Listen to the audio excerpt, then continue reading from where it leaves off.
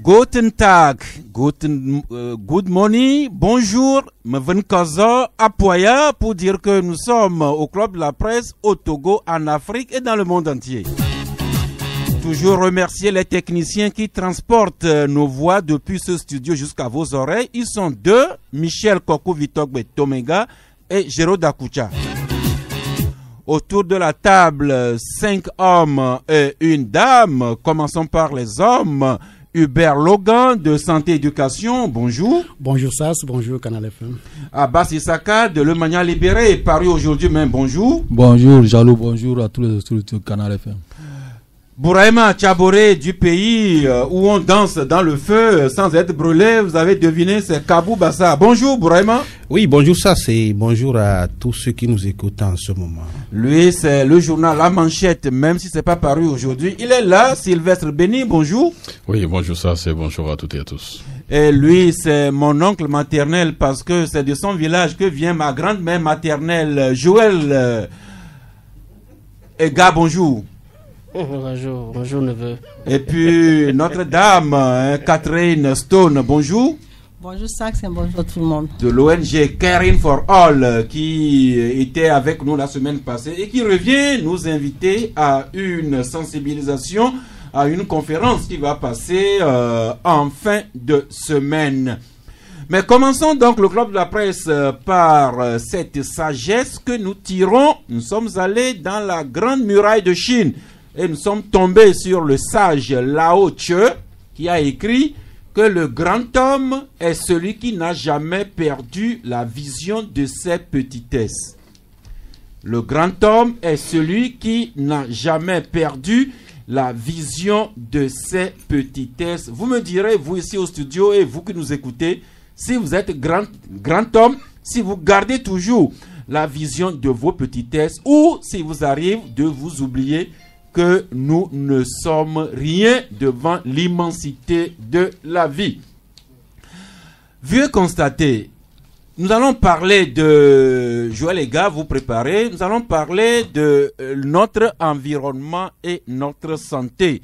Et en la matière, le confrère La Dépêche nous produit aujourd'hui 3 jolis articles. D'abord à la page 4, La Dépêche nous rappelle cet atelier qui s'est déroulé les 14 et 15 novembre dernier, c'était au CASEF. C'était le gouvernement par le ministère des droits de l'homme et des relations avec les institutions de la République qui avait à organiser cet atelier. Et au cours de cet atelier, des acteurs des institutions étatiques et de la société civile ont été outillés sur l'approche basée sur les droits de l'homme appliqués au droit à l'environnement et au droit à la santé. Ça, c'est l'atelier.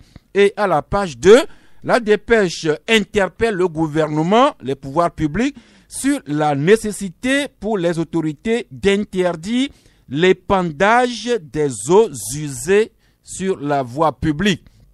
Et La Dépêche continue avec cet article.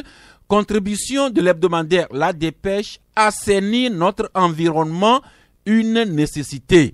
Et La Dépêche écrit que la santé d'un homme est affectée par son environnement. Si nous vivons dans un milieu délabré et insalubre, ne soyons pas étonnés d'être malades. Après cette introduction, Joël, allons maintenant à Agonivé, au centre médico-social, juste à côté de l'église catholique Marie-Théotokos. Et vous verrez que le caniveau qui passe devant ce centre médical est débordé et le caniveau déverse des eaux nauséabondes juste à l'entrée.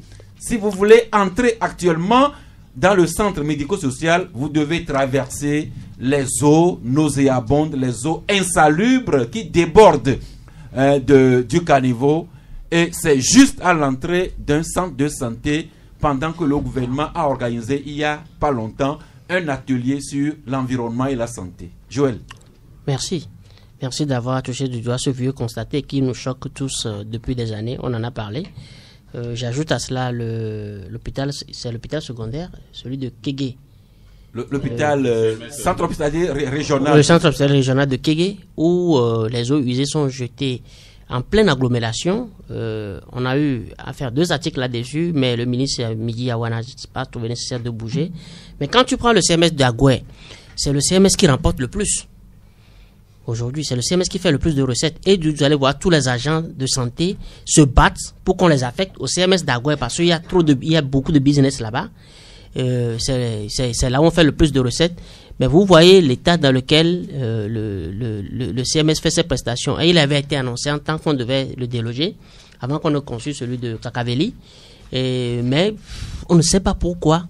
Pourtant, il y a beaucoup de campagnes de vaccination qui ont été lancées là-bas. Les autorités viennent dans ce CMS, dans ce centre-là, pour lancer des campagnes anti-polio, vitamine A, etc., etc. Mais vous voyez le décor dans lequel ça se trouve. Mais je voudrais profiter de l'article du confrère de la Dépêche pour parler de cas que nous vivons dans certains quartiers, notamment Echanawe, Toumansese et autres, où il y a nos amis d'une certaine communauté qui commencent aujourd'hui par construire des logis. Mais ils ont la particularité que, quelle que soit la beauté du logis, les eaux usées sont toujours canalisées vers la rue. Les eaux usées sont toujours mises dehors. Mais je ne sais pourquoi l'État ne dit absolument rien à cela. Parce que vous allez à Toumansese, il y a de très belles bâtisses qu'on a conçues dernièrement, mais le plus choquant, c'est que les canalisations, on ne prévoit toujours pas des puisards dans les maisons et c'est dans la rue et on ne dit rien. Merci. Donc, c'est notre vieux constaté à l'entrée principale du centre médico-social d'Agoué, où il faut traverser des eaux nauséabondes, pleines de microbes et autres avant d'aller se faire soigner. Et le personnel médical travaille dedans, les malades et les accompagnateurs. Et comme Joël l'a dit, c'est là que les autorités vont de temps en temps lancer des campagnes de vaccination. Alors que la Dépêche nous rappelle encore une fois que notre santé est affectée par notre environnement, notamment si nous vivons dans un milieu délabré et insalubre. Ne soyons pas étonnés d'inviter les microbes dans notre organisme. Sans transition, nous passons à Santé Éducation. Hubert Logan, rebonjour. Rebonjour, Sas. Eh bien, vous revenez sur ce qui nous affecte ces derniers temps, l'épidémie de grippe saisonnière qui a fait et continue de faire des ravages. Je me rappelle, presque tout le monde dans ce studio est passé par cette grippe, sauf le gros Bourema Chabouré. En attendant... Non, ça ne va jamais arriver. Hein. Hubert Logan, donc, vous trouvez important de revenir sur cette épidémie de grippe saisonnière? Bien entendu, parce que en tant que journaliste et abordant les questions de santé, lorsqu'il y a des sujets d'envergure ou une maladie qui est aussi grande ou petite qu'on peut la considérer, affecte une portion considérable de la population, il est important quand même d'en faire cas. Et donc, nous avons essayé de faire un reportage en bonne et due forme sur cette épidémie. Nous sommes allés dans les formations sanitaires, nous sommes allés dans les ménages, nous sommes descendus dans les écoles et nous avons touché des prestataires de soins, même des spécialistes en santé publique, pour essayer de comprendre à quoi cela est dû. Et selon nos informations tirées de sources du ministère de la Santé, il s'est avéré que le pays a été touché par une épidémie de grippe saisonnière et qui a amené à tout ce que nous avons constaté auprès de la population. Alors, vous n'êtes pas sans le savoir, et tu viens de le dire, c'est des fatigues que nous avons ressenties. Presque tout le monde était malade. Hein. Dans les écoles, nous avons constaté avec les témoignages des surveillants et l'absentéisme constaté au niveau des élèves. Au niveau des formations sanitaires, il y a le taux de fréquentation d'hospitalisation qui était à hausse. Et également, nous avons constaté également que chacun, pour pouvoir faire face soit à sa grippe, soit à sa toux, bien à sa fièvre ou bien à sa fatigue, a essayé de se chercher un médicament. Alors, face à cette situation, qu'est-ce qu'il y a lieu de faire? Les conseils tirés de nos travaux de terrain nous amènent à pouvoir amener la population à renforcer son système d'hygiène, c'est-à-dire que nous devons renforcer notre hygiène dans nos maisons, mais surtout lorsqu'on parle de grippe, il y a question de contamination. Donc il est important de se laver régulièrement les mains et de se boucher les narines lorsque on a la possibilité de le faire. Mais lorsque l'on se mouche, il faut que nos mouchoirs soient seulement à usage unique et savoir où est-ce que nous jetons nos mouchoirs. Merci. Cette épidémie de grippe saisonnière qui est du type H3N2, les techniciens de santé seuls comprennent. Mais ce qui nous importe ici, c'est les gestes de prévention pour que nous ne contaminions pas trop notre entourage. Alors, l'un des symptômes, l'une des manifestations de cette grippe, on peut ressentir des maux de tête, des plus simples aux plus violents. Alors, justement, à la page 5, vous écrivez « Mal de tête et lombalgie vont parfois de pair », Hubert. Oui, ce que nous pouvons retenir, c'est que les douleurs que l'on ressent, que ce soit au niveau d'un mal de tête ou bien au niveau de mal de dos, ne sont pas des signes isolés, ne sont pas des douleurs isolées. Alors, il est vraiment important de pouvoir savoir lorsque l'on ressent une douleur. Ici, nous parlons d'un mal de tête et de mal de dos. Nous attendons par lombalgie, le mal de dos souvent ressenti dans la zone inférieure du dos. Alors, nous avons constaté, et selon une étude réalisée, qu'il y a une relation entre un mal de dos ressenti et un mal de tête. Et nous disons que lorsque l'on est en face d'un mal de dos ou bien d'un mal de tête, il est important de pouvoir rechercher la cause.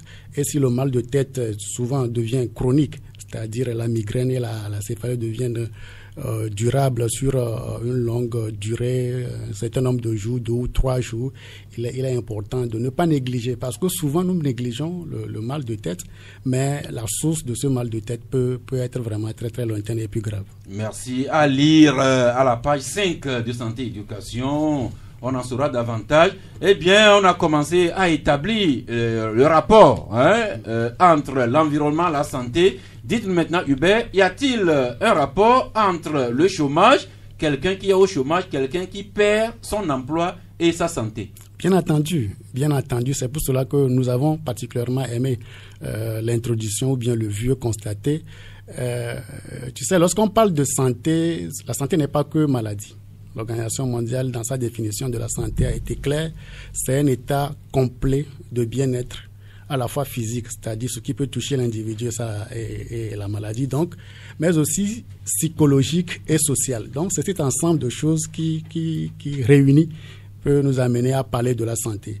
Et en dehors donc des causes ou bien des facteurs qui peuvent être liés à notre mode de vie ou bien aux maladies, il y a ce qu'on appelle les déterminants sociaux de la santé ou bien les déterminants psychosociaux de la santé. Ces déterminants, c'est un ensemble de facteurs qui est extérieur à l'individu, mais qui peut affecter sa santé. C'est pour cela, en termes d'exemple, tu viens de parler de l'environnement. Notre environnement immédiat peut affecter notre santé. Et au-delà de l'environnement, on peut donner encore notre exemple de déterminants sociaux de la santé, qui est l'emploi, le niveau de vie. La théorie est toute simple. Plus une personne possède un déterminant positif, meilleures sont ses chances d'être en bonne santé. C'est-à-dire que mieux votre environnement est propre, vous avez la chance d'être en bonne santé. Donc, l'exemple que tu viens de donner est assez clair. Alors, le fait d'avoir un emploi est un déterminant social de la santé.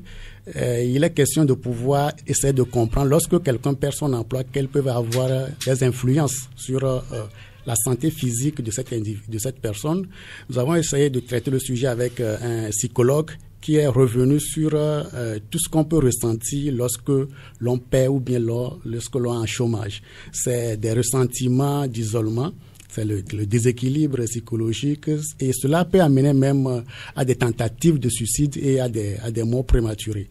La santé physique individuellement peut être affectée, ce qui peut être lié au traumatisme, au stress et aux troubles de sommeil. Alors, ce qu'on peut dire selon le document ressorti dans la consultation avec le professeur Dassa, c'est que en réalité, l'homme est doté d'une capacité pour pouvoir faire face à toute situation de vie, difficile soit-elle. Cependant, lorsque vous êtes face à une situation, peut-être vous perdez votre emploi ou vous êtes dans une situation difficile, lorsque vous n'arrivez pas à vous en sortir, le mieux, c'est de prendre la tâche avec un psychologue pour être accompagné. Merci. Le chômage et la perte d'emploi peuvent impacter la santé. Ainsi, nous établissons un rapport entre le chômage, la qualité de vie et la santé, l'environnement et la santé. Alors dites-nous, y a-t-il également un rapport entre une alimentation riche en tomates et la qualité du sperme qu'on peut produire? Cet article, si tu le permets, je ne vais pas le commenter, mais je précise qu'il y a une relation, il y a un rapport très intéressant entre la tomate naturelle bio, faut bien préciser, que nous consommons et la qualité de notre sperme. C'est des données très intéressantes ressorties dans une étude.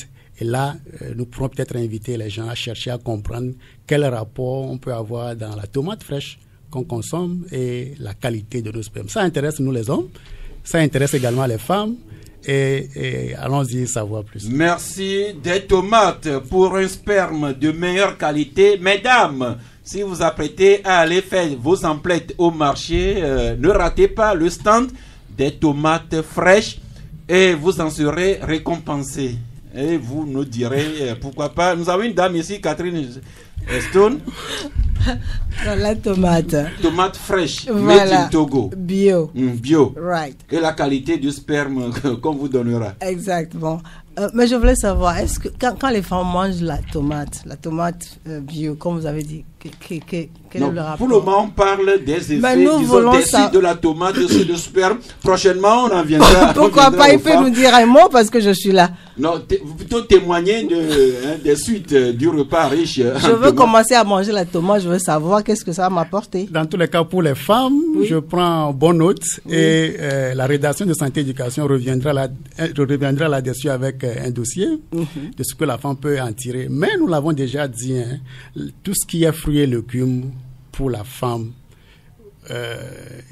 contribue à lutter contre tout ce qui est forme de cancer. Nous l'avons dit la semaine passée lorsque nous parlions de cancer de sein et de cancer de col de l'utérus, que même les gynécologues aujourd'hui sont convaincus et le disent. C'est étonnant qu'un gynécologue qui est intéressé par traiter, c'est-à-dire la pratique médicale, donne des conseils ou bien reconnaît et dans ses conseils invite la population à manger des fruits et légumes. Et donc pour la femme, tout ce qui est lié au cancer du sein, les fruits et légumes contribuent énormément. Ça, c'est d'ordre général. Le plus grand marché aux fruits de Lomé, c'est à 100 de mètres des studios de Canal FM. Après l'émission, chacun ira passer s'approvisionner en fruits avant les troisième mi-temps que vous vous offrez. Catherine Stone, je reviens à vous avec votre ONG internationale Caring for All. Vous rappelez la philosophie de cette ONG?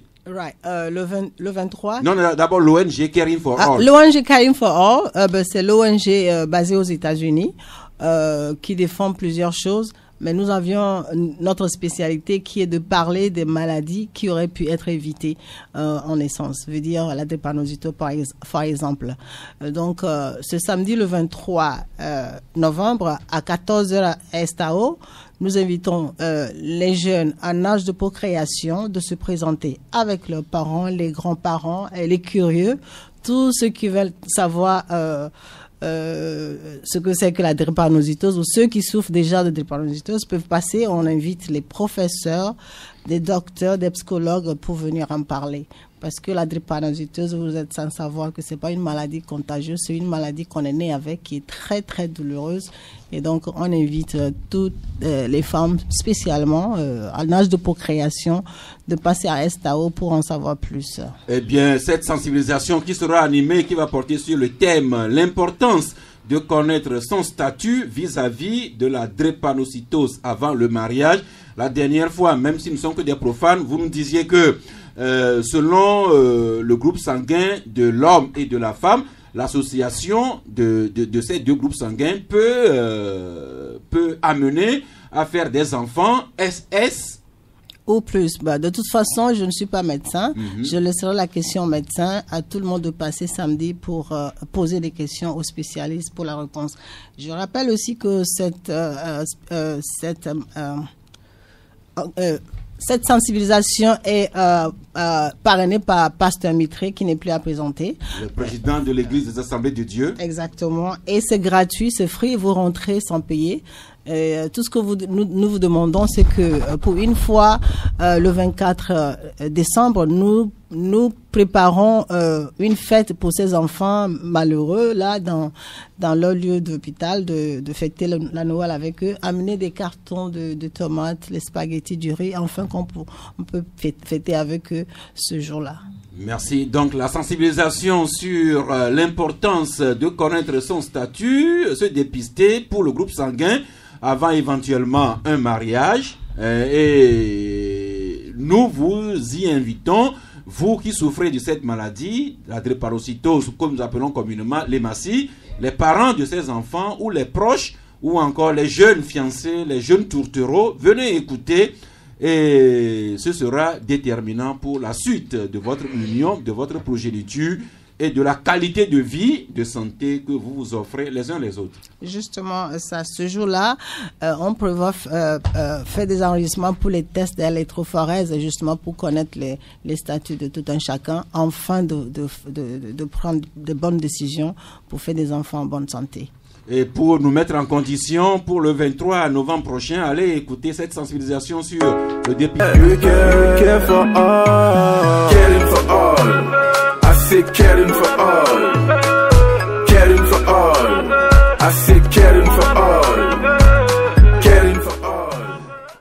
Maintenant que nous sommes nantis de ces informations utiles pour entretenir la qualité de notre santé et la qualité de notre vie, nous embrayons sur les sujets d'ordre sociopolitique, économique et consorts. Au moment où nous accueillons un nouvel ami, Donatien Awesso, bonjour. Bonjour Rossès, bonjour à tous les confrères sur le plateau et à tous ceux qui nous suivent actuellement. Auditeur fidèle du Club de la Presse, enseignant et observateur de la situation, vous qui venez de temps en temps nous compléter ici au Club de la Presse. Oui, ravi je suis. Juste rappeler que quand il sonnera 12 h, vous entrerez en ligne sur le 22 21 33 74 ou bien le 22 20 19 68 pour nous compléter par vos questions, vos critiques, vos commentaires, vos suggestions, vos propositions. Pourquoi pas. Sylvestre Béni, rebonjour. Oui, bonjour, ça c'est bonjour à toutes et à tous. Avec vous, nous faisons juste une brève portant sur l'économie. Vous savez, nous savons que depuis hier, s'est ouvert à Berlin, en Allemagne, le sommet G20 Compact with Africa. Cette initiative que Angela Merkel, la chancelière allemande, a lancée en 2017 et qui englobe une douzaine de chefs d'État de pays africains. Le Togo hier représenté par le Premier ministre Komi Selom Klassou. Et nous sommes en contact avec son service de presse. Et Togo Matin, lui aussi, écrit que le Togo, tout comme ces pays qui recherchent des financements à Berlin, le Compact with Africa, écrit Togo Matin, le Togo recherche des investisseurs. Et nous apprenons que le Premier ministre fait les yeux doux aux opérateurs économiques allemands pour notamment la construction de la ligne ferroviaire Lomé-Saint-Cassé, l'électrification rurale ou encore la transformation de nos produits agricoles et des produits de nos mines. Voilà les dépêches sur ce que le Premier ministre est en train de mener actuellement à Berlin. Oui, je crois que le gouvernement est dans son rôle. Et il y a quelques jours, nous parlait donc de 40 bons. Un bon de 40 places. Bon, voilà, donc je ne maîtrise pas trop cela en fait. Donc 40 bons dans le classement du business. Donc je crois que ils peuvent quand même surfer sur cela, un peu refaire des yeux aux investisseurs. Mais sauf que au-delà, et d'abord, j'ai souvent l'habitude de dire que la stabilité politique profite bien à l'économie, mais du fait que là, quand il n'y a pas de stabilité politique et que le pays va peut-être souvent à volo, je crois qu'il y aura tellement de difficultés. Normalement, c'est le chef de l'État qui a annoncé Donc sur ce sommet-là, mais bon, au dernier moment, il s'est retraité, il s'est fait remplacer par le Premier ministre. Mais vous n'êtes pas aussi sans savoir que du côté de l'Allemagne, il y a quand même les Togolais de la diaspora qui se mobilisaient pour accueillir chaleureusement le chef de l'État. Quand je dis chaleureusement, vous comprenez en fait le terme. Ce n'est pas quand même pour lui faire des bisous. Donc à un moment donné, lui-même il a préféré donc envoyer le Premier ministre. Mais on espère qu'il revienne donc quand même avec de bons résultats. Mais sauf que c'est au niveau donc du panier de la ménagère que très souvent on ne sait pas ces fruits-là, parce que à chaque fois ils sont là, ils sont en Allemagne. Nous en parlons souvent. Voilà. D'un côté, il y a les nouvelles macroéconomiques qui sont très favorables. Le classement d'une business avec ce bond de 40 places que le Togo a fait et que Classou est en train de vendre actuellement auprès des opérateurs économiques allemands.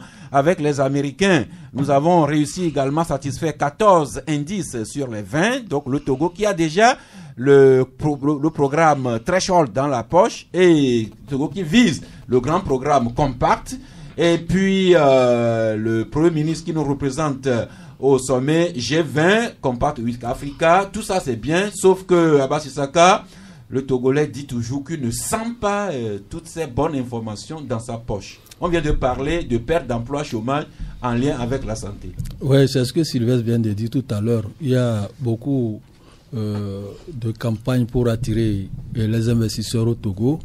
On en a eu avec des conférences et des forums entre le Togo et les pays européens, tout ça là, avec le lancement même du PND, on a vu comment on est allé faire la campagne à l'étranger. Mais pour le moment, le Togolais dit qu'il ne sent pas ça dans le panier de la ménagère. Et ce qui veut dire qu'il faudrait multiplier ces actions et que ça ne s'arrête pas seulement au discours, que ça soit une réalité vécue par les populations. Qu'on ne dise pas qu'on a fait tout cela et que aujourd'hui le Togolais n'arrive même pas à manger à sa faim, au moins à joindre les deux bouts. Donc cette campagne dont on est en train de mener, à chaque fois qu'il y a quelque chose en Europe, en Israël, aux États-Unis, on court derrière pour aller faire la campagne. Mais que cette campagne ne s'arrête pas là, que l'appel aux investisseurs ne s'arrête pas là, il faudrait que ça vienne et que le Togolais ressente effectivement qu'on est en train de rechercher son bonheur quelque part et que ça ne s'arrête pas à dire que nous sommes allés demander ceci. Voilà ce que les investisseurs nous ont promis. Ils ont promis de venir nous installer ces genres de choses et finalement les gens ne viennent pas. Et aujourd'hui, si c'est que ces appels et toutes ces campagnes qui sont menées à l'extérieur, qui les investisseurs, les promesses qui nous sont faites, si ces promesses d'investissement étaient réalisées, au moins tout le monde sentirait ce qui va arriver dans notre pays. Parce que quand quelqu'un vient installer une usine au Togo, c'est que ça va profiter. Il y aura même le recrutement et le chômage va un peu reculer. Mais du moment où on fait des promesses, on dit on vient s'installer et les gens ne viennent même pas. Et à la fin, quand le gouvernement revient, on revient nous dire que nous avons eu tel nombre d'investisseurs qui ont promis venir s'installer au Togo, mais il faudrait que ces gens-là viennent s'installer.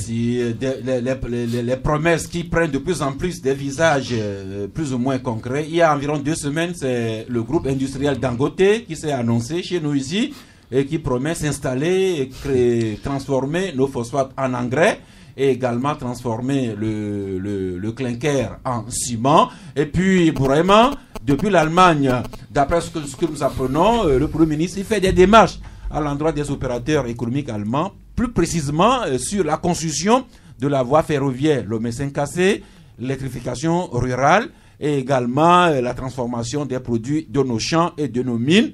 Peut-être que d'ici la fin du sommet, nos amis qui sont là-bas nous diront si Classou a pu avoir des engagements plus ou moins concrets avec un groupe d'Allemands sur ces différents chantiers.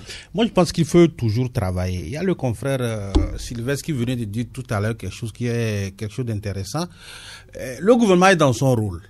Et le gouvernement est comptable. Quoi qu'on dise, le gouvernement est comptable. Demain, c'est le gouvernement qui va faire le point de ce qu'il a eu à faire.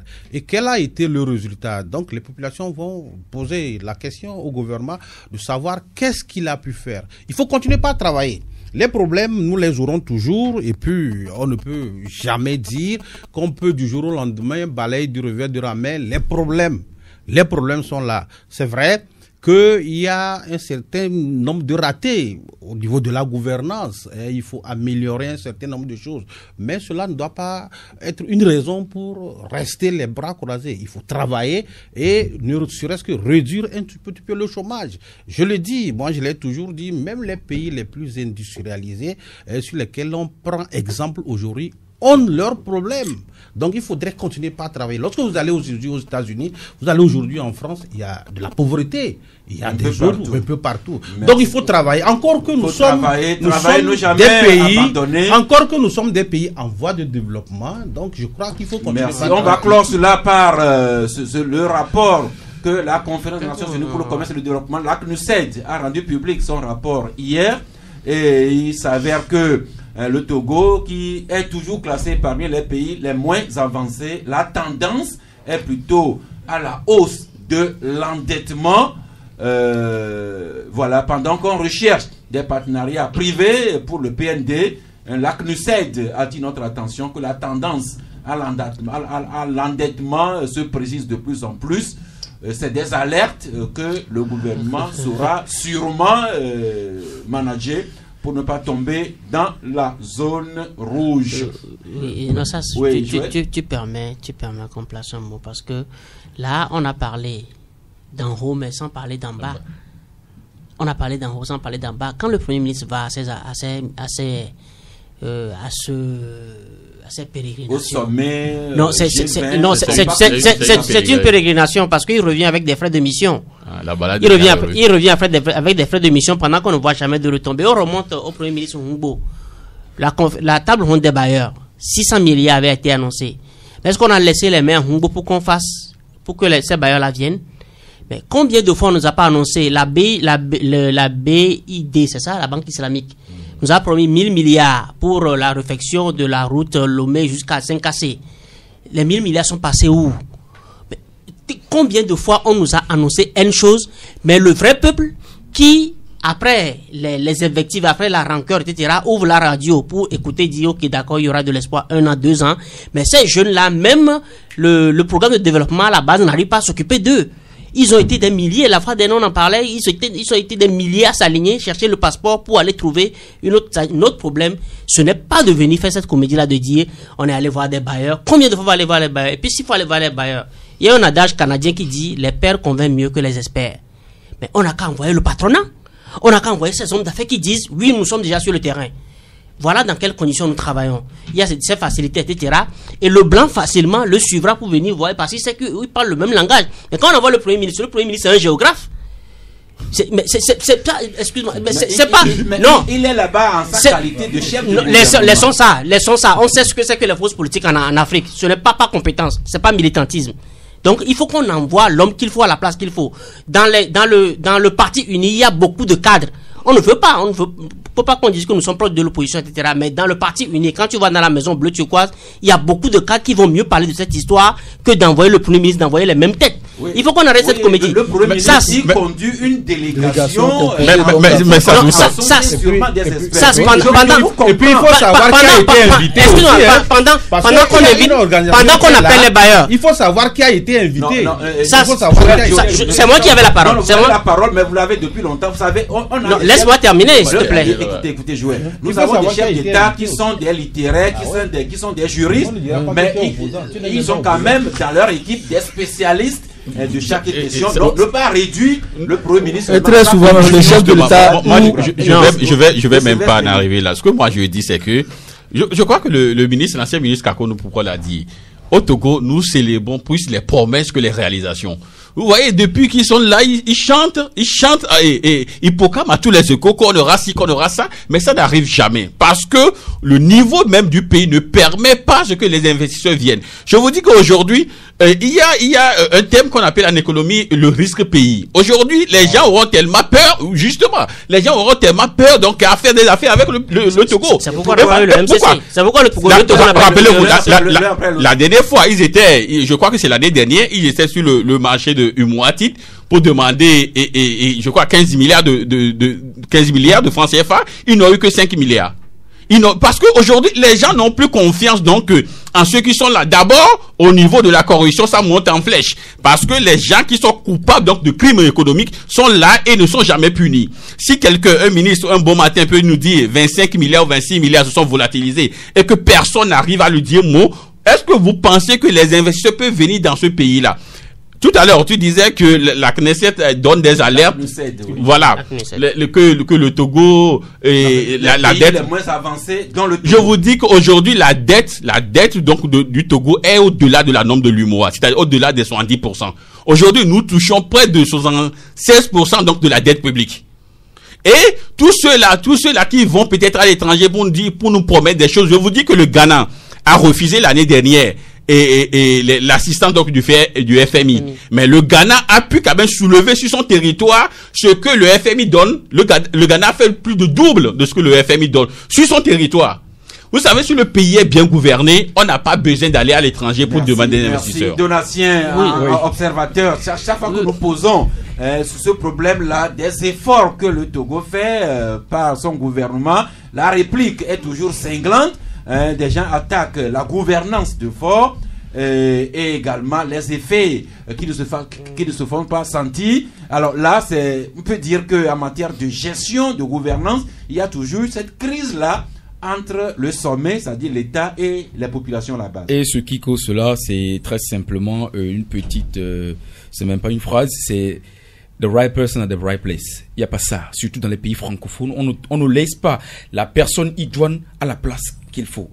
On met quelqu'un par clientélisme, militantisme, par affinité. Vous ajoutez de l'eau au moulin de Joël, les gars. Énormément, même si je peux aller à la TDE et puis lui enfiler. Sinon, c'est notre mal qui nous gangrène. Même dans nos relations sociétales, on ne met pas la personne qu'il faut parce que souvent, on veut ceux qu'on pourrait manipuler facilement, des gens qui seront peut-être des jouets, des garçons de course. On ne laisse pas quelqu'un qui doit réellement faire quelque chose à sa place. C'est ce qui fait que les gens ne sont redevables qu'à ceux qui les ont mis là-bas. S'ils savaient qu'ils devaient rendre compte à une nation, à une population, surtout, j'aime beaucoup la démocratie britannique, anglo-saxonne. Ah ben, surtout au Ghana, quand on te dit, en tant que ministre, que les députés te convoquent, c'est la sueur même étant dans une chambre climatisée. Mais ici, le ministre ne viendra même pas parce que c'est le député qui va faire la courbette pour prendre 15 litres d'essence pour sa voiture. Donc c'est ça. On ne laisse pas celui qui doit faire quelque chose à la place qu'il faut. C'est ce qui fait que ça se passe à volo et puis on navigue à vue. Merci les autorités qui suivent cette émission, ou du moins leurs collaborateurs leur donneront écho. Il y a toujours une crise de confiance entre la base, c'est-à-dire la population, et le sommet de l'État. Comment résoudre cela? That is the question. Ça, tu me donnes 2 secondes. Mais on parlait tout à l'heure du threshold. Le threshold. Threshold. Bon, le programme de toutes les façons, ça n'intéresse pas trop nous qui sommes toujours restés du côté sur le trottoir, parce qu'on ne voit pas les retombées. Quand on parle de threshold ou bien threshold, je sais pas, mais on en a parlé l'année passée. On a célébré cela l'année passée, parce que quand on dit, quand le Bénin a été élu au threshold, le petit béninois, l'enfant du paysan, jusque dans les fermes de Djougou, à Savalou, etc., il l'a senti. Au Togo, on sait qu'on ne sentira pas ça. Mais on a célébré ça l'année passée. Il faut qu'on arrête de nous faire du réchauffé. Le gouvernement a célébré ça déjà l'année passée. Pourquoi on ramène ça? Parce que on n'a pas pu valider le 15e point. Le 15e point sur lequel les Américains nous ont rebouté, on nous a rebouté parce que les élections de 2018 n'ont pas été reconnues par les évaluateurs du MCC. Ils l'ont clairement dit que les élections n'ont pas été inclusives. Sur ce plateau, des Missi Dominici du pouvoir sont venus nous dire non, que il faut qu'on prouve que les élections étaient boycottées. Les Américains disent que les élections n'ont pas été inclusives, n'ont pas été acceptées, ont été foncièrement boycottées, raison pour laquelle on a du mal à valider le 15e point. C'est le Knesset qui vient de s'ajouter à cela, qui dit non, notre dette est en train d'augmenter. Le département d'État américain avait déjà, fin 2018, nous a déjà épinglé, dire que le Togo est un mauvais élève en matière de droits de l'homme. Donc ça veut dire que du moins, quel que soit le silence de l'ambassadeur ici, du moins au niveau de Washington, le Togo n'est pas du tout bien vu. Vous avez demandé 2 secondes, vous êtes en train de franchir même les 2 merci. heures. Eh bien, je vous arrête à ce niveau-là.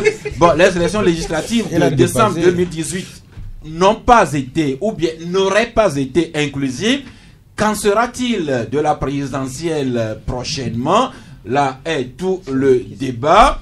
Et Togo Matin nous parle du recensement électoral avec la CENI qui s'organise pour réussir la révision du fichier électoral. Vous le savez déjà, la CENI qui forme actuellement les opérateurs de saisie qui vont être déployés avec l'espoir que Bourema Tchabouré, c'est vrai que le président Tchambakou Ayasso parlait aux opérateurs de saisie et les invitait au travail bien fait.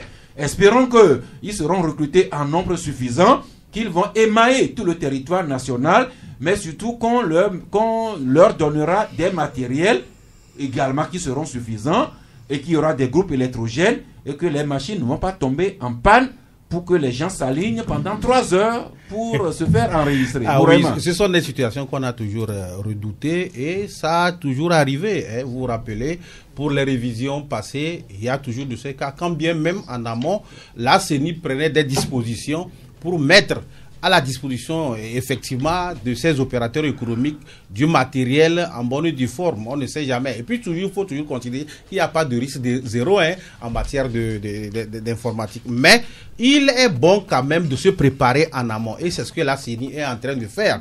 Et attendant quand même ce qui va être fait. Parce que je ne vais pas aller peut-être trop vite en besogne pour voir si éventuellement la date fixée par rapport à cette révision elle va tenir, on attend de voir, mais toujours est-il que la CENI doit quand même continuer par jouer son rôle en prenant des dispositions en amont. Et c'est ce qu'elle est en train de faire aujourd'hui, et en mettant la disposition et en formant les opérateurs de saisie et en voyant tout ce qu'il y a et tout ce qui entoure sa préparation. On ne cesse de rappeler qu'ils sont des techniciens et ils fonctionnent sur les textes de la République et les programmes que le gouvernement leur établit sous forme de décrets et consorts. Eh bien, la présidentielle 2020 sera-t-elle beaucoup plus inclusive que celle qu'on a connue par le passé? Est-ce que toute la transparence y sera? Est-ce que toutes les inquiétudes et préoccupations des acteurs seront prises en compte? Sûrement que c'est pour cela que le ministre Payadoa Boukwesi a convoqué cette réunion hier à son cabinet. Réunion que nous avions annoncée hier et sur laquelle beaucoup de journaux reviennent aujourd'hui, dont Togo Matin qui écrit « Présidentielle 2020, discussion entre le pouvoir et l'opposition, le cas, l'ANC et la C14 claquent la porte ». Et Liberté lui écrit que face à la roublardise du régime, Fabre à Djamagbo et à Boibo claquent la porte pour la réunion là. Le libéral lui aussi écrit première réunion du comité de suivi des élections présidentielles 2020. Le carré l'ANC retombe dans leur travers et le libéral y consacre même l'éditorial intitulé Politique de la chaise vide, rebelote. Dunia Le Monde écrit réunion du comité de suivi de la présidentielle 2020. L'ANC, le K et la C14 ont claqué la porte.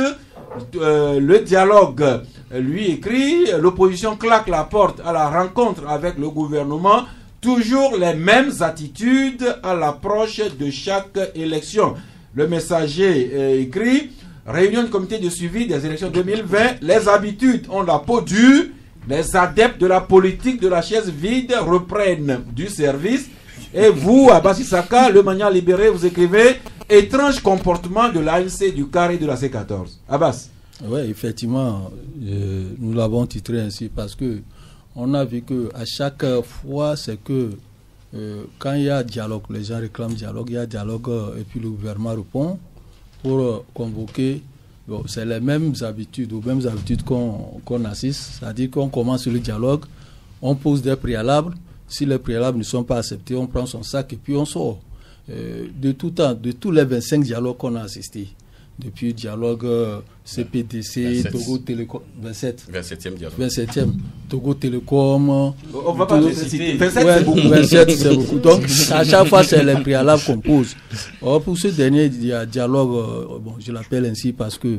Non, là, officiellement, c'était un comité de suivi. C'était un comité de suivi, le réunion du comité de suivi.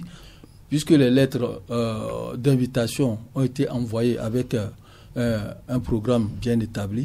Donc si quelqu'un savait que ça, le programme à laquelle ne lui convenait pas, elle allait dire bon, moi j'ai décrit l'invitation parce que c'est pas ce que moi je voulais, de ça qu'on voulait qu'on discute.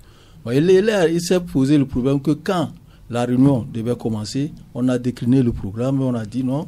Les gens sont vu que non, c'est pas le programme qui devait être discuté. Il fallait discuter des doléances ou des réclamations ou des revendications qu'ont posées les opposants par rapport à la réforme constitutionnelle, à la réforme de la Cour constitutionnelle, et à la recomposition aussi de la CENI. Donc c'est ça qui n'a pas été dans le plan, dans l'agenda, et ça fait sortir ça fait dire que non, nous ne sommes pas là pour suivre ce que la CENI et la HAC vont nous présenter comme travail qu'ils ont fait depuis le début de cette procédure qui s'est enclenchée. Mais nous sommes là seulement pour parler de la recomposition de la Cour constitutionnelle et de la recomposition de la CENI. Donc, si ce n'est pas le cas, nous on prend nos sacs et puis on s'en va. Donc, ils ont pris les sacs, ils sont sortis. Les autres ont continué les travaux. Et finalement, lorsque ceux qui sont candidats et qui sont sortis, ce qui sera arrêté là-bas, s'ils continuent d'être candidats, c'est que les décisions qui seront prises leur seront imposées, à moins qu'ils se décident, qu'ils disent que nous ne serons plus candidats, nous serons parce Sylvestre Béni, voilà cette réunion convoquée par le gouvernement, le ministre Païdouard Boukouessi, comité de suivi. Il y avait les partis politiques, il y avait également une délégation de la CENI et de la HAC. Et puis, au tout début de l'émission, de la réunion, ces trois partis, ou groupe de partis, la C14, l'ANC et le CA, ont claqué la porte, comme beaucoup de journaux l'ont dit, parce que ces trois entités voulaient discuter des questions de fond, notamment la recomposition de la CENI, de la Cour constitutionnelle, les mécanismes de transparence des élections. Alors, visiblement, le groupe des trois là et le gouvernement ne rimaient pas en phase. Non, je crois que si le gouvernement togolais est soucieux d'organiser un scrutin sans heurts, sans violence, je crois qu'il devait quand même écouter ces partis-là. Ce ne sont pas quand même de petits partis, ce sont les ténors de la politique togolaise. Ça, il faut l'avouer. On peut dire que ce sont ces trois entités qui ne sont pas restées pour écouter le gouvernement. Ils ne sont pas restés parce que pourquoi? L'ANC, avant même que la CENI ne puisse travailler, l'ANC avait envoyé une lettre au chef de l'État demandant à ce qu'on puisse échanger sur le processus électoral. Le chef de l'État n'a pas répondu à cette lettre. Et la réponse c'est que le lendemain de la lettre de l'ANC, on a donné quand même le feu vert à la CENI de commencer à travailler. Et entre-temps, si c'est la réponse, donc ça veut dire que les gens ont également calculé. Entre-temps, du moins les partis de l'opposition avaient souhaité qu'on puisse également discuter de la composition de la CENI. Et bien avant, même la Cour constitutionnelle aujourd'hui, qui est, je crois, tous les partis politiques de l'opposition le disent, que c'est une cour qui prend souvent fait et cause pour le régime. Et lors donc de la feuille de route donc de la CEDEAO avait quand même souhaité qu'on puisse revoir la composition, c'est-à-dire revoir la composition donc de la Cour constitutionnelle. Ça n'a jamais été fait jusqu'à présent. Donc aujourd'hui, les gens veulent quand même discuter au moins des points qui sont contenus donc dans la feuille de route de la CEDEAO. Mais contre toute attente, c'est le gouvernement qui vient quand même avec sa CENI, avec sa CENI, avec du moins des dispositions ou un travail déjà fait. Donc ils veulent que ceux-là viennent avaliser ce que eux ils ont fait unilatéralement. Non, nous sommes dans un pays où nous voulons tous que les élections se passent sans heurts et sans violence. Et ces préalables-là devaient quand même nous conduire à. Maintenant, si aujourd'hui, le gouvernement monte sa CENI, sa propre CENI, le gouvernement travaille, les gens demandent à ce qu'on puisse faire un recensement électoral. Le gouvernement, lors du dernier conseil des ministres, a plutôt donné onction à la CENI de continuer avec la révision électorale. Vous faites tout cela de manière unilatérale. Maintenant, vous convoquez les gens pour venir avaliser ce que vous avez fait. Mais nulle part on ne peut le faire. Donc aujourd'hui, comprenez l'attitude de ces trois partis politiques. Ce sont ceux qui sont soucieux donc de l'avenir de ce pays et qui veulent que les élections se passent sans heurts et sans violence. Je l'ai dit. Figurez-vous, prenez depuis août 93 que nous avons commencé les élections multipartites dans ce pays. Depuis, la CENI est souvent décriée. même la commission des 7 magistrats entre-temps, même le président a pu faire cause. Et je crois que c'était le juge Pétchelébia, je crois, entre-temps. Et il a pu faire cause pour le régime. Et à l'époque, c'est maître Zeus à Javon qui avait dénoncé la manière dont ce scrutin a été organisé. À Tchévé, il y a eu des bourrades d'une. Nous ne voulons pas quand même revenir sur l'histoire. Mais si vous prenez du moins tous les présidents de la CENI qui se sont succédés au Togo, que ce soit Angèle Aguiga, que ce soit Tafa Tabiou, que ce soit Kodjona Katanga, tous ces présidents qui sont passés à la CENI ont pu faire cause pour le régime. Certains même donnent un pourcentage au-delà de 100%. C'est triste. Donc nous voulons plus revue cela. Merci. Il faut que les choses se donc, passent. visiblement, et le gouvernement et ces 3 entités ne parlent pas de la même chose, parce que s'il faut satisfaire les exigences de l'ANC, du cadre de la C14, s'il faut recomposer la CENI, recomposer la Cour constitutionnelle, procéder carrément à un recensement électoral, et il va de soi que le délai de février-mars ne pourra pas tenir. Or, le gouvernement, il tient à son calendrier républicain. Et voilà cette réunion-là qui n'a pas réuni tout le monde. Oui, ça, je crois que le gouvernement doit tenir absolument à son calendrier, parce que le gouvernement, c'est le gouvernement qui, disons, valide la proposition de la date avancée par la CENI, et c'est tout à fait normal. Moi, je pense qu'aujourd'hui, il va falloir qu'on fasse extrêmement attention dans ce que nous disons sur les plateaux, pour ne pas induire la population dans des erreurs. Parce que le confrère vient de dire tout à l'heure quelque chose, le confrère Sylvestre vient de dire tout à l'heure quelque chose par rapport à la composition de la Cour constitutionnelle. C'est vrai.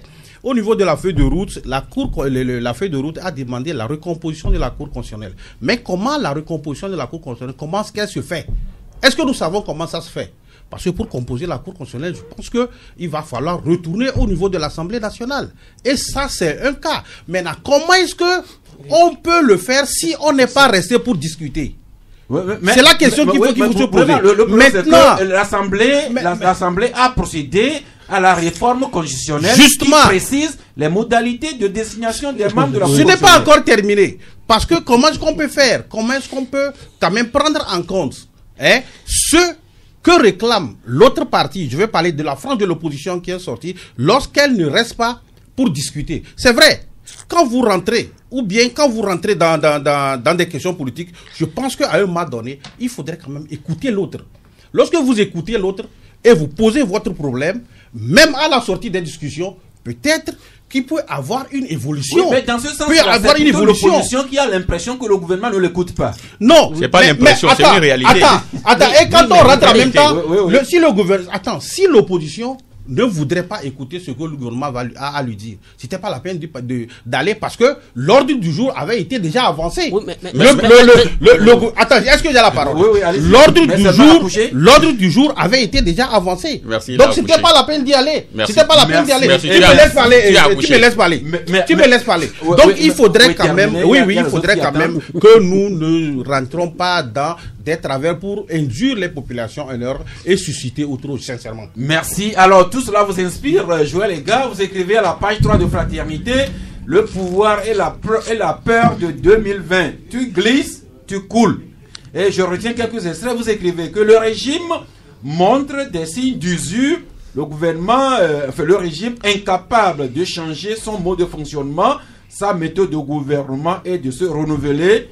Et vous écrivez même que le régime se retrouve affaibli et dos au mur. Effectivement, ils sont dos au mur, raison pour laquelle ils s'obstinent. Et Tchabouré a bien dit, on sait qu'ils sont bien proches.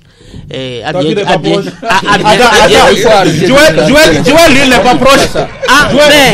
Tu n'es pas proche. Non, c'est une manière. Oui, mais il défend la même ligne que ce que le pouvoir a dit hier au ministère de l'administration. Joël, tu es proche. S'il vous plaît. Joël, tu as oublié 2010. Ça, c'est entre nous. S'il vous plaît. Non, Joël, s'il vous plaît. Laissons de côté des problèmes de personnes. Parlons de ouais. Bon, et justement, c'est pourquoi je dis, laissons de côté tout ce qui peut s'apparenter à des attaques de personnes. Oui, Joël.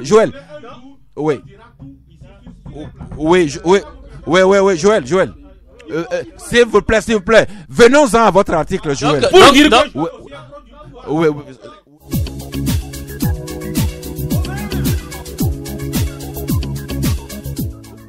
Oui, Joël. Oui, mais le pouvoir, comme le pouvoir l'a dit, ça a bien repris, mais il faut qu'on tienne dans les délais. Le calendrier républicain, oui, il faut qu'il tienne dans le délai. Mais qu'est-ce qui oblige à tenir dans le délai? On a vu Alpha Condé arrivé au pouvoir dans quelles conditions? Alpha Condé, quand d'abord les élections étaient prévues. Excuse-moi, attendez, je suis en train de construire mon analyse. Mais les élections présidentielles ont toujours été des rendez-vous très tendus, avec les conséquences socio-économiques. Ça, vous n'avez pas besoin d'aller prendre des exemples en Guinée. Nous le savons déjà très bien. Oui, justement. Donc, non, puisque très souvent, c'est toujours les mauvais exemples que nous prenons. Mais regardons, quand l'opposition dit ce n'est pas urgent de fixer une date et de nous pousser vers les élections, asseyons-nous, discutons-en. Et vous les invitez à une discussion où vous n'inscrivez même pas ce que eux ils ont mis dans leur plateforme revendicative à l'ordre du jour. Mais quand tout à l'heure, Savouré disait qu'il faut que les gens s'asseyent pour écouter, mais ils n'ont pas ouvert la porte, dit bonjour, monsieur le ministre, et ils sont repartis. Mais quand on a défini le cas, ils disent non, mais c'est pas de cela que nous voulons. Nous vous avons introduit une plateforme revendicative, mais les sujets que nous avons inscrits, vous ne les abordez même pas. Et vous nous mettez devant le fait accompli. Mais quand Akboyome sort, il dit non, qu'on espère que quelque chose sera obtenu. Mais nous l'avons dit dans notre article, le pouvoir est si pingre en concession que s'il vous concède quelque chose, c'est des strapontins qu'on récupère aussitôt que la calmie est arrivée. Donc aujourd'hui, dans le contexte international, on sait très bien qu'on ne fait pas de troisième mandat ailleurs. Au Togo, on parle de quatrième mandat. Qu'est-ce qu'il faut faire? Il faut tout faire pour que les choses se passent rapidement, tranquillement. Et on dit non, que déjà le premier trimestre, on a fait les élections. Oui, Ibn Chambassa est là. La CEDEAO est là, on a avalisé. Oui, on avance. Mais l'opposition ne veut pas se plaire prendre à ce jeu parce qu'on sait très bien que si ça glisse un tout petit peu, le Togo, elle serait la curiosité parce que déjà, Formas Go est resté dans les esprits. Tout le monde sait qu'il est en train de faire, il va faire, je crois, bientôt, plus sur les 5 ans qui arrivent, ça fera bientôt 60 ans de règne d'une même famille. Donc, il faut tout faire pour sauvegarder nos intérêts. Et en cela, pendant que les opposants eux parlent de leur avenir, il y en a qui sont là pour empêcher l'avenir des Togolais parce que si jamais on franchit la barre 2020, avec Fronya Singbe encore chose, les gens, les courtisans savent qu'eux ils vont faire le bitos pendant que il y en a qui savent que pour 5 ans, ils n'ont pas d'avenir. Donc, il faut qu'on arrête cette culture-là de croire qu'il faut forcément porter le bleu turquoise comme je le porte. Il faut être de la famille unir. Oui, bien sûr. Bien sûr. C'est une couleur nationale. Bien sûr. Attendez.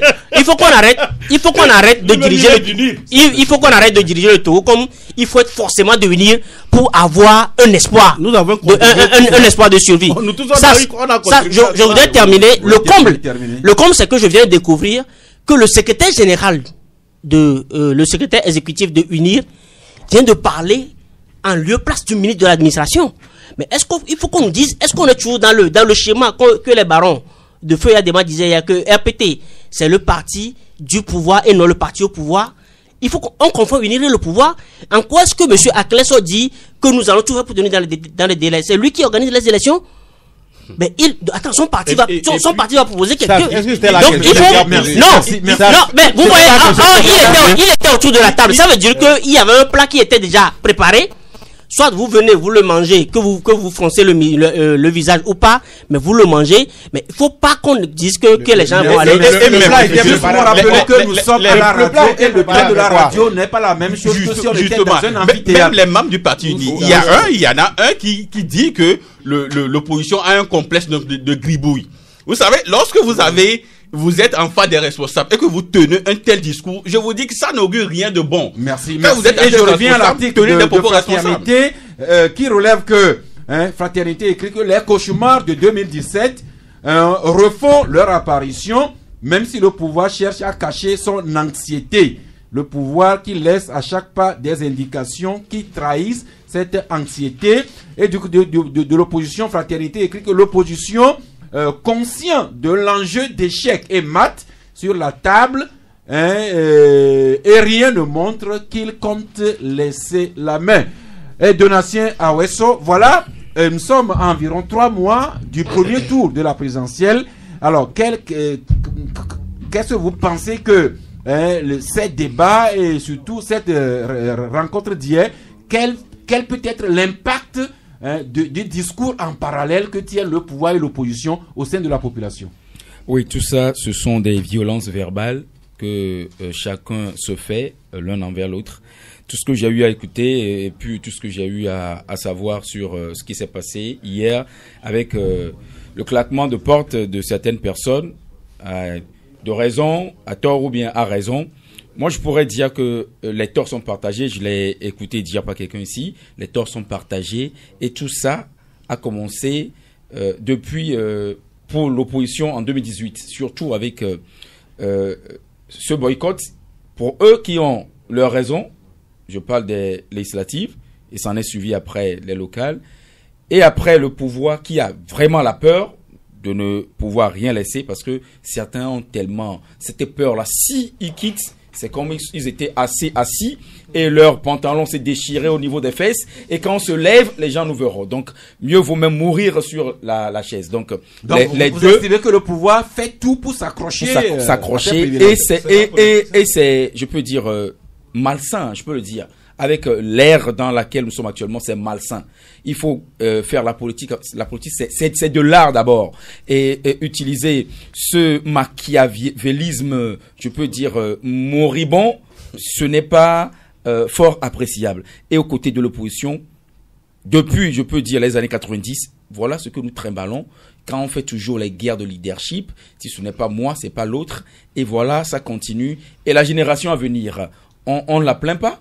C'est quelque chose qui nous afflige assez, mais le parti au pouvoir, c'est lui qui tient les ficelles et il a tout ficelé, il a tout fignolé pour que l'opposition ne puisse pas participer et que 2020 soit plié. Mais je peux dire que en politique, rien n'est joué d'avance. Merci. Nous avons parlé de beaucoup de choses.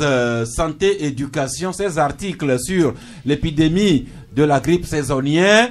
Également, le rapport entre la perte de son emploi, le chômage et la qualité de la santé. Nous avons parlé des vieux constatés, environnement santé. Nous avons parlé de la sensibilisation que l'ONG Caring for All tient le samedi prochain sur la drépanocytose, les dépêches économiques et naturellement la politique. Juste cette réaction qui nous arrive du ministère de l'économie où on nous dit que le taux officiel d'endettement du Togo est à 68% selon le FMI et que nous sommes en bonne place. C'est une source du ministère de l'économie et des finances. L'auditeur en ligne. Le premier auditeur en ligne, bonjour. Abonné, bonjour. Oui, abonné, bonjour. Écoutons l'auditeur, s'il vous plaît. Oui, abonné, nous vous écoutons. Oui, j'ai une doléance. Oui. Et un commentaire. La doléance est que nous vous suivons comme à l'église. Oui. Donc, quand vous rentrez dedans, on ne suit absolument rien. Donc, moi, je veux que prochainement, si quelqu'un se rentre dedans, on lui donne une punition. Peut-être qu'il va pas. Donc, vous voulez dire que nous parlions une seule parole à la fois, ou soit, pour ne pas créer de cacophonie dans vos oreilles. Voilà, le technicien tient le micro de la personne qui ne doit pas intervenir. Merci. Les confrères vous écoutent. Maintenant, votre question. Pour le commentaire, c'est de la rencontre d'hier. Moi, j'incrimine les deux parties pour le fait que entre Togolais, on n'arrive pas à en discuter. Et ça, je ne le conçois pas. Si c'était des Béninois qui étaient venus raconter des Togolais et on a claqué la porte, je comprendrais. Mais entre Togolais, s'asseoir et discuter, j'incrimine ça. Et pourquoi? Je commence avec l'opposition. L'opposition demande et n'a pas de force. Maintenant, il raconte celui qui a la force. L'humilité voudrait, à mon niveau, qu'il continue et que la discussion soit vraiment serrée et il se disperse en queue de poisson. Là, je l'admets. Au niveau du pouvoir aussi, je les incrimine pour le fait que eux ici, ils ont la force brute. Donc, ils comptent sur la force brute pour avancer et écraser tout sur le chemin. On ne peut pas construire un pays dans ce sillage-là. Donc, je condamne les deux. Ces leaders politiques qui sont nos grands frères, nos grands-pères, nos parents, vraiment, ils nous déçoivent. C'est vraiment dommage. Merci pour ce jugement à la Salomon. Chaque parti en a pour son compte. Après abonné, Monsieur Maglo, bonjour. Bonjour. Oui. Comment vous allez? Dieu merci, nous nous portons bien. Encore aujourd'hui, je vous félicite et cette félicitation est vraiment sincère. Merci. Hier, c'était du mirage. Je vous ai félicité, mais avec réserve. Aujourd'hui, c'est vrai, il y a 3 jours, si je ne me trompe pas, lundi, il y a un auditeur qui vous accusait de d'harceler, de critiquer seulement l'opposition. Et vous êtes ruiné sur lui que non, il y a un parmi vous qui a dit qu'ils analysent seulement les faits. Et on a constaté que c'est seulement les faits, les actes posés par l'opposition seulement qu'ils analysent. Aujourd'hui, vous êtes arrivé à analyser aussi les faits du pouvoir. Vous comprenez? Pour cela, je vous remercie beaucoup, Béni et Joël. Ils sont arrivés honnêtement à analyser le comportement aussi du pouvoir. Ça fait un. De deux, je n'ai pas compris pourquoi l'ANC a boycotté cette assise, cette rencontre avec... Non, ils n'ont pas boycotté. Ils sont allés, mais ils sont sont partis... Mais ils ont claqué la porte, n'est-ce pas? C'est la même chose. Ce n'était pas seulement l'ANC, il y avait également le CA et la C14. Il y a 2 jours, ou même aujourd'hui, un communiqué de l'ANC qui appelait ces militants à aller s'inscrire pour les 3 jours de, je ne sais pas... De révision des listes électorales. Voilà. Il faut être conséquent avec lui-même. Ce que le peuple demande, c'est un recensement vrai. Avec ce fichier déjà pollué, et une révision de 3 jours, on appelle les militants à aller s'inscrire. Est-ce que c'est honnête? Ça veut dire qu'on est déjà parti perdant. Il le sait très bien. Il fallait rester pour terminer la discussion. C'est en ça que moi je l'accuse. Bon appétit. Merci encore que vous pourriez faire l'économie d'accuser, de condamner, même si vous n'appréciez pas les comportements des uns des autres. Roméo, bonjour. Bonjour. Oui. Oui, c'est pour participer à l'émission. Vous y êtes. Et quel sujet vous intéresse? Oh, presque, c'est la politique. Et bon, de nos jours, je commence par voir sérieusement que nos journalistes ils sont là pour nous éclairer sur beaucoup de faits, mais à les attendre, c'est pas aussi décent de leur part. Parce que quand vous voyez généralement dans les discussions, il y a des prises de position nettes et claires qui n'amènent pas la population à comprendre réellement ce qui se passe. Vous savez, aux élections législatives, il y a des journalistes qui ont postulé, qui ont encouragé l'opposition à ce qu'ils boycottent. Après, ils n'ont pas pris leurs responsabilités qu'ils ont poussées, mais ils ont encore accusé l'opposition. Mais aujourd'hui, nous allons voir le comportement que les partis de l'opposition se sont comportés hier. Bon, déjà, la population demande que 3 jours, ce n'est pas grand. Maintenant, à la table, déjà, c'est une préoccupation de la population. Ils pouvaient d'ores et déjà demander qu'on augmente des jours. Ça, c'est un point. Même si c'est un acquis, c'est déjà un pas. Donc, vous estimez qu'ils auraient dû rester, peut-être qu'ils auraient pu obtenir une prolongation. Une prolongation. Et autre chose, peut-être aujourd'hui. Mais c'est bizarre qu'ils ont boycotté, mais ils sont candidats. Non, ils n'ont pas boycotté, ils ont claqué la porte. Ils ont claqué la porte, mais ils sont candidats. Est-ce qu'il n'y a pas de préoccupations qui peuvent... Parce que s'ils ont claqué la porte, cela ils ne vont pas participer aux élections. Maintenant, s'ils étaient à la table et négocier, demander quelques jours d'augmentation et d'autres choses. Merci l'ami Roméo. Au moins en attendant. Merci Roméo. Il y a Philippe qui attend depuis longtemps en ligne. Philippe, bonjour. Bonjour, M. Sass. Oui. Je salue le plateau. Nous vous saluons aussi. Je veux intervenir également par rapport à la claquette de la porte de l'opposition. Oui. Ce n'est pas du tout bien. C'est le même scénario qui se répète. L'opposition doit savoir qu'en allant à cette discussion, il n'allait pas pour prendre un cocktail. C'était pour discuter. Donc il devait savoir que l'autre en face doit leur poser des problèmes. Seulement il devait s'armer d'un courage et attendre. Surtout que Gbagbo a dit que pour le premier jour, ça veut dire qu'il y a les autres jours qui restent. Maintenant, ils ont déjà claqué la porte le premier jour, et les jours qui restent, ça ils doivent discuter. Et le président ne peut pas être pressé. Je m'adresse à Joël, Edgar. Laissez les confrères exprimer plutôt le fond de vos pensées. Ok, parce que je vais dire, il y a en 2018, ils ont crié que si Boari prend la présidence de la CEDEAO, Ford ne va pas faire quoi? Il est en train de dire que le parti pouvoir est dos au mur. C'est faux. Le parti pouvoir en position de force. Il faut qu'ils disent la vérité aux populations. Le parti, vous n'est pas dos au mur face à quoi, par rapport à quoi? Je vous remercie, bonne émission. Je vous en prie. Si vous pouvez laisser les confrères et exprimer plutôt le fin fond de vos pensées, nous en serions beaucoup plus riches, n'est-ce pas, l'ami Kolani? Oui, c'est très clair. Monsieur Sass, vous savez, quand on dit l'opposition a claqué la porte, non. Il y a l'opposition parlementaire qui est restée. Même il y a l'opposition extra-parlementaire aussi, il y a Adi et consorts qui sont restés dans la salle. Et donc, il faut nuancer.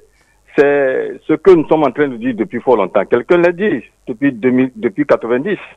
Mais quelle est l'unicité de l'opposition? Même avant de claquer cette porte, d'abord c'est Agbouivo qui est sorti. Le cas, après tout, c'est C14 et Anissa a suivi. Mais en venant, ils ne se sont même pas concertés. Et quel résultat? Vous en savez quoi, s'il vous plaît? Est-ce que vous saviez s'ils étaient concertés avant d'y aller? Non, le comportement était clair. Là, chacun avait sa chapelle à défendre. Et ils sont sortis l'un après l'autre. C'est pas qu'ils sont concertés. Même à la sortie, ils ne se sont même pas concertés. On les a interviewés. De toutes les façons, ce que nous voulons dire au pouvoir, il n'a qu'à comprendre qu'il est en train de gérer un peuple. Il n'a qu'à s'intéresser à ce peuple et non pas à ses adversaires politiciens. Sinon, le peuple a le dernier mot. C'est pourquoi nous apprécions toujours Tiki. Il dit non, c'est non. On a appelé PNP et ils ont refusé non, ils ne vont pas à ces élections. Ils savent que les dés sont pipés d'avance. C'est pourquoi nous demandons ce rapport de force-là. Ce rapport de force, c'est l'unicité de l'opposition. S'ils sont ensemble aujourd'hui, ils parlent de même voix. Je pense qu'il y aura un rapport de force et le pouvoir peut mieux les écouter. Quand il n'y a pas un rapport de force, je ne pense pas qu'il y aura un dialogue où on peut les écouter. Merci. Merci, Kolani. Votre seigneur Abba Chisaka, le Kotokoli est ici, il vous écoute.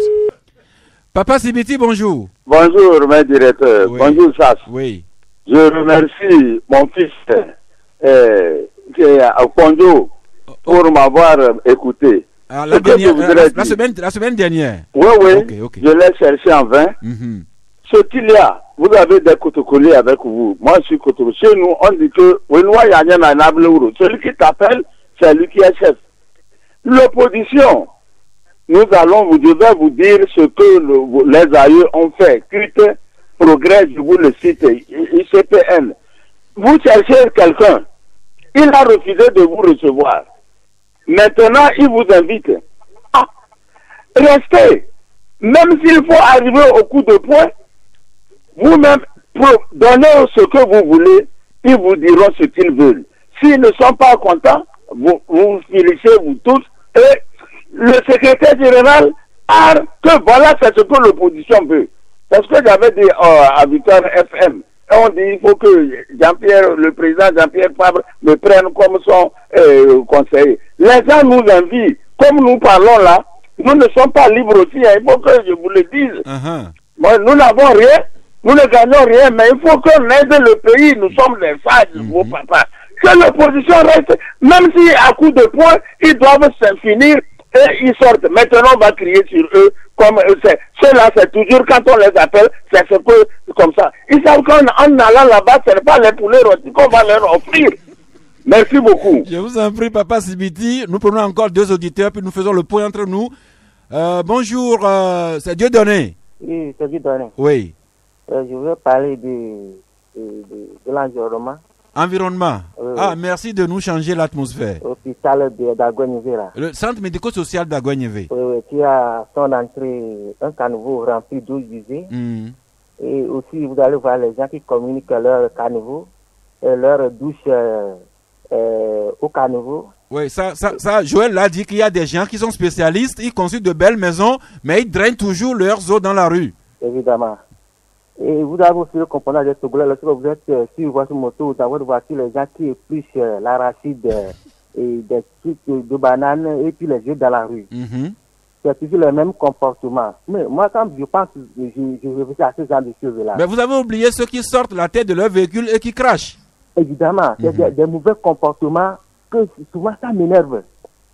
Mais je me pose la question, si ce n'est pas le gouvernement qui ne fait pas son boulot, et qui fait tout pour s'accrocher au pouvoir. Puisque il doit y avoir sensibilisation. Lorsqu'on sensibilise les gens, et après tout, on passe à la répression, à la punition, les gens vont chercher. Mais c'est comme vous allez voir les policiers au bord de la route.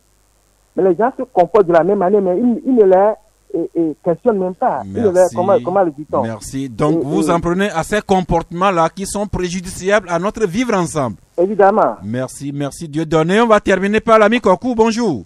Bonjour Monsieur Sack. Oui. Je salue le plateau. Nous vous saluons aussi. Je voudrais aussi commencer par le problème de santé que vous avez soulevé au niveau d'Agoué. Mais ce n'est pas seulement Agoué, c'est presque dans tous nos centres de santé. Vous allez là où on a, ce matin, dans le journal, on nous parlait de incinérateurs que la Banque mondiale a offert au Togo.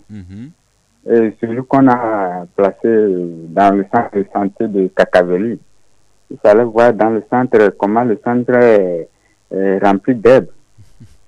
Tout ça là, c'est des choses que... Et pourtant, nous faisons, le gouvernement nous appelle à des opérations Togo propres chaque samedi chaque premier samedi du mois. Il faut... c'est vous-même qui allez le dire. Mais concernant ce dialogue qui a eu lieu hier... Non, ce n'était pas un dialogue, c'était une rencontre. Comité de suivi, comme le gouvernement l'a appelé. Comité de suivi de quoi? Des élections présidentielles 2020. Des élections présidentielles. Préparation des élections. La communication se dégrade avec l'ami Kokou. Vraiment, Chad, merci à vous tous qui êtes entrés en ligne aujourd'hui. Eh bien, nous ouvrons ici au studio 1 minute chacun pour faire le point. Vous ne revenez plus sur nos commentaires, mais sur les avis émis par l'un ou l'autre auditeur. Qui commence? Sylvestre Béni, 1 minute s'il vous plaît. Oui, 1 minute. Moi, ce que je dis, c'est que vous verrez que les gens ont tendance donc à crier sur l'opposition, à critiquer l'opposition en disant qu'ils ont claqué la porte. Mais ils oublient que le régime a également les mêmes comportements. C'est-à-dire, devant les mêmes comportements du régime, ils auront donc la même réponse. Le régime n'a jamais changé donc de fusil d'épaule. Ils sont dans cette logique de prédation, de conservation du pouvoir. Ils préparent tout, ils invitent les gens à venir manger. Les gens disent non. C'est très simple. Donc, l'opposition n'a pas claqué la porte parce qu'ils veulent claquer la porte. L'opposition a un certain nombre de revendications et qu'ils ont même porté, et à la connaissance donc des émissaires de la CEDEAO qui étaient là la dernière fois, à l'occurrence de l'ONU, le général Béhanzin et Ibn Chambas. Donc, ils ont même l'ANC a produit un document, un mémorandum qu'ils ont remis à ces émissaires-là. Et ils veulent également, et bien avant ces émissaires, c'est la même chose qu'ils voulaient faire directement avec le pouvoir en place. Mais les gens n'ont pas voulu. Ils sont dans leur logique de conduire le scrutin. Maintenant, vous invitez les gens à venir avaliser ce que vous êtes en train de faire. La preuve, quand ils ont eu la parole, quand les représentants de l'opposition, c'est Maître Agboyebo, et Madame Adjamagbo et Monsieur Fab, quand ils ont eu la parole, après, c'est-à-dire l'exposé donc de l'ordre du jour, ils ont également dit, bon, nous croyons que vous allez quand même prendre un certain nombre de nos revendications dans l'ordre du jour. Le ministre a repris la parole et a dit non, eux ils vont s'en tenir donc à l'ordre du jour. Dans ce cas, c'est votre ordre du jour, continuez votre réunion. C'est très simple. Merci. Joël les gars, sauf que finalement l'opposition mange toujours le plat élaboré par le gouvernement. Oui, mais c'est clair. C'est sûr parce que nous avons dit que nous sommes comme dans une entreprise où à la fois celui qui a l'opérationnel, nous sommes tous des actionnaires, mais c'est un actionnaire qui se donne le droit de choisir celui qui a l'opérationnel, et l'auditeur également, c'est le même actionnaire qui le choisit. Nous sommes dans quelle entreprise alors? Nous sommes dans quelle entreprise où nous sommes tous actionnaires et c'est toi qui impose celui qui est directeur général, qui fait l'opérationnel, celui qui vient l'auditer, c'est toi qui l'impose également. Donc c'est ça, c'est à cela on assiste aujourd'hui. Moi je voudrais juste dire que Sylvestre, je voudrais tout à l'heure de parler de la logique de la prédation. Il faut que ceux qui, au nom de la crainte de l'avenir, ça arrose toujours, comme un auditeur l'a dit, que le pouvoir est en situation de force. Mais nous sommes au 21e siècle. C'est résolu. C'est aujourd'hui le combat des neurones. Ce n'est pas le combat des nerfs. Ceux qui sont toujours dans le complexe d'infériorité, qui ne veulent pas faire le pas, ne veulent pas lâcher prise et aller vers l'autre pour le connaître. Parce que je le dis toujours, on ne se connaît pas en Togolais. On s'offre des sourires, mais on ne cherche pas à se connaître pour voir qu'est-ce que nous allons construire ensemble au-delà de nos divergences. Alors ceux-là qui sont toujours dans la brutalité ne sont plus à l'époque du Léviathan, parce que même déjà, sous l'orage, dans la grande chorale disait qu'il faut que nous allons à l'école des Blancs pour apprendre. Dans l'aventure ambiguë. Excusez-moi. Dans l'aventure ambiguë, il faut que nous allions à l'école des Blancs. Il faut qu'on apprenne à aller au-delà de la brutalité pour raisonner et construire dans nos divergences. Il a déjà dépassé une minute. Oui, je crois que lorsque nous avons écouté tous les auditeurs, presque tous les auditeurs ont pratiquement rejoint mon point de vue lorsque je l'ai développé ici. Parce que je vous dis une chose, et je reviens par rapport à ce que les auditeurs ont dit. Lorsque vous allez à une discussion, il y a quelqu'un qui l'a dit tout à l'heure, il ne faudrait pas s'attendre à ce que le pouvoir vous déroule un tapis. C'est pas un cocktail. Ce n'est pas possible. C'est pas pour voilà, nous sommes en politique. Et paradoxalement, le confrère vient de comparer la politique à une entreprise. C'est différent. Lorsque vous êtes dans une entreprise, c'est différent. Mais lorsque vous êtes en politique, c'est également différent. Il faut faire extrêmement attention. Donc, moi, j'aurais préféré, en toute sincérité, que hier, par rapport à ce qui s'est passé, que nos amis, nos frères de cette frange de l'opposition puissent rester et continuer les discussions. Ne serait-ce qu'à la fin, nous produirons un communiqué pour dire voilà notre point de vue. Et là, la population... Voilà ce sur quoi nous sommes entendus et ce sur quoi moi, je dis ce que nous n'avons pas réussi à vous entendre. Abbas Sissaka? Ouais, je dis par rapport à ce qui s'est passé et au vu des commentaires des auditeurs, je pense que quand vous allez à une discussion et que déjà l'ordre du jour est déjà connu avant que vous n'arrivez, vous devez continuer. Encore que il y a des gens parmi eux qui sont déjà déclarés des candidats qui vont aller à ces élections. Or, il y a le fait qu'on a lancé. La Série devait présenter le travail qu'elle a fait. Et le travail là, c'est à partir de ce travail, on va demander, mais les 3 jours dont vous avez parlé des révisions électorales, est-ce que des révisions de liste électorale, est-ce que ces 3 jours-là peuvent suffire?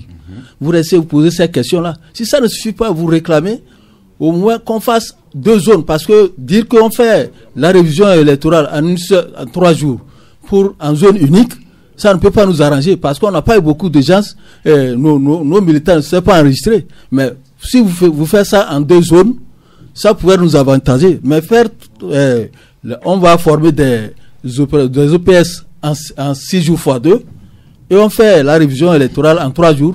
Ça ne peut pas aller. Donc il fallait rester et faire ces propositions-là. Par le passé, on a quand même eu des prolongations. C'est ça. 3 jours. Merci. Vous n'avez pas fini, mais le temps m'impose de vous arrêter. Donatien Awesso. Oui, juste affligé je suis avec tout ce qui se passe. Je ne sais pas la leçon que nos aînés sont en train de nous donner. Ils sont en train de travestir de tous côtés la politique parce que l'art dont j'ai parlé, si ils ont été vraiment à l'école de la politique, ils doivent savoir que... Mais vous parlez de quels aînés? Puisque vos aînés sont aussi bien dans le camp du pouvoir que de l'opposition. Voilà, je parle des deux des deux camps. Les aînés, surtout ceux qui enseignent à l'université, ils enseignent quoi aux étudiants et ils pratiquent quoi dans la réalité. Le politica est là, le politéa et le politikos. Si vous rassemblez tout, vous saurez ce que c'est que la politique. Et c'est quelque chose qui est bien. Et quand vous la faites, vous vous sentez bien en vous. Vous représentez des gens, vous portez leurs aspirations. Mais maintenant, on fait comme si on était dans la basse-cour où c'est seulement le coq qui a droit sur n'importe quelle poule. Il trouve et il monte dessus. Non, faudrait... Oui. N'importe quelle poule, le coq, qui est la poule. Donc, c'est mon amertume que je suis en train de... Merci. Je retiens là que la politique, c'est pas une entreprise. Une discussion politique, c'est pas une partie de cocktail de fruits. On ne va pas à une discussion politique pour manger du poulet rôti. L'adversaire ne vous caressera pas dans le sens du poil. C'est un rapport de force et chacun doit toujours chercher à faire prévaloir son point de vue. Pas dans la brutalité non plus, mais par les neurones. Voilà. Catherine Stone, à part l'environnement, deux auditeurs qui sont intéressés à l'environnement, je n'ai pas eu de réaction sur la sensibilisation. Et pourtant, la drépanocytose, on peut la voir, qu'on soit du pouvoir ou de l'opposition. Mais Sax, tu n'as pas parfaitement raison. C'est une maladie qui peut arriver à tout le monde. Donc, je vous invite samedi tous à l'Estao pour écouter ces sensibilisations-là et pour prendre les bonnes décisions et surtout de prendre l'initiative de faire le test de électrophorèse pour prendre les bonnes décisions pour ce qui concerne votre famille. Merci beaucoup. Si tu me permets une seconde, pour ce qui concerne, moi je ne suis pas politique, mais je demande tout simplement que chacun dilue son vin un peu pour que l'avenir du Togo reste quand même prometteur pour nos enfants. Que le vin soit buvable. Exactement. Puisque nous connaissons même des musulmans modernes qui boivent de temps en temps du vin. Donc aménageons-nous du vin buvable pour tout le monde. Maintenant, ce n'est pas vin, mais carton de fin d'émission. Bassisaka. Bon, carton jaune. Pour le moment, Claude Leroy. Claude, il va construire une galerie. Malgré même le nul qu'on a obtenu là-bas, on me dit de mettre carton rouge. Je l'ai mis carton rouge. Non, vous avez assumé votre carton jaune. Il peut changer de carton à tout moment. Ça fait le deuxième carton jaune, ça fait rouge. Merci beaucoup. Sylvestre Belli. Non, je crois que moi j'ai un coucou à faire à une association là, des jeunes qui se retrouvent, qui s'appelle CVDTP, qui se retrouvent donc pour échanger sur le terrorisme, la paix. Bon, ils ont également lancé un coup d'entrepreneuriat gratuit pour tous les jeunes. C'est salutaire. Je leur donne un carton vert. Carton vert. L'association, le nom c'est CV2TP. CVDTP. 2TP, voilà. Merci beaucoup, Joël Kossi-Vignon, les gars. Oui, carton vert pour ce qui se fait actuellement concernant le permis A. Où le gouvernement a décrété, enfin le chef de l'État a demandé à ce que ça soit... Le gouvernement ou bien le chef de l'État? Le chef de l'État. Ah, le chef de l'État. Le chef de l'État utilise le gouvernement pour rendre ça gratuit. Sinon, c'est une décision du chef de l'État. Félicitations. Donc, carton vert pour le gouvernement qui rend le permis A gratuit pour le moment. Mais il faut quand même apprendre son code et aller passer l'examen et réussir. Oui, même la formation, elle est gratuite pour le moment. Elle est gratuite, comme nous l'avons dit dans notre article, jusqu'à nouvel ordre. Parce que ça peut. Bourema Chaboré, oui, moi je donne tout blanc vêtu. Oui, je donne carton vert à ces entreprises togolaises qui se battent nuit et jour malgré les conditions très difficiles, conditions financières très difficiles pour absorber, ne serait-ce que réduire le chômage. Ces entreprises sont là au Togo, ici on les connaît, et puis elles se battent également pour ne serait-ce que prendre un peu les jeunes qui sont en chômage. Merci. Et pour leur permettre de trouver aux entreprises qui recrutent. Entreprises togolaises, je dis. Entreprises togolaises. Il faut préciser. Merci beaucoup, c'est précisé. Donatien Awesso, vous n'avez pas de carton à décerner, un coup de gueule. Concluez. Un coup de gueule pour la route de Ségbé. Hier, j'ai failli passer avec les trous. C'est des trous d'autruche, des nids d'autruche. J'ai failli passer hier avec des tricycles. Bon, Dieu aidant. On est là. Ce n'est même plus une route. Je ne sais plus comment la qualifier. Et je salue de ce part aussi une association, disons un centre, le CGDPC, qui forme des jeunes politiques. Merci. Et puis sur la route de CB, il ne faut même pas prendre même pas un demi-verre de bière. Parce que vous avez besoin d'avoir tous vos sens en alerte. Parce qu'il y a des trous. Si vous tombez dedans, il n'y a que Dieu qui pourra avoir pitié de vous. Eh bien, quand on prend la bière, on s'envole. Mais tu te tombes. Merci beaucoup. Oui, Catherine? Oui, carton vert. Ah oui, vous êtes d'abord consoeur. Ok, allez-y. Carton vert pour tous ceux-là qui s'arrêtent, tous ces conducteurs qui s'arrêtent pour faire traverser les petits-enfants qui veulent traverser la route. Ah oui, c'est bien, c'est bien. Voilà, on sent vraiment la maman. C'est pas la poule, parce que s'il y avait poule, il y a un coq qui monterait dessus. Pour faire quoi? Je ne sais pas.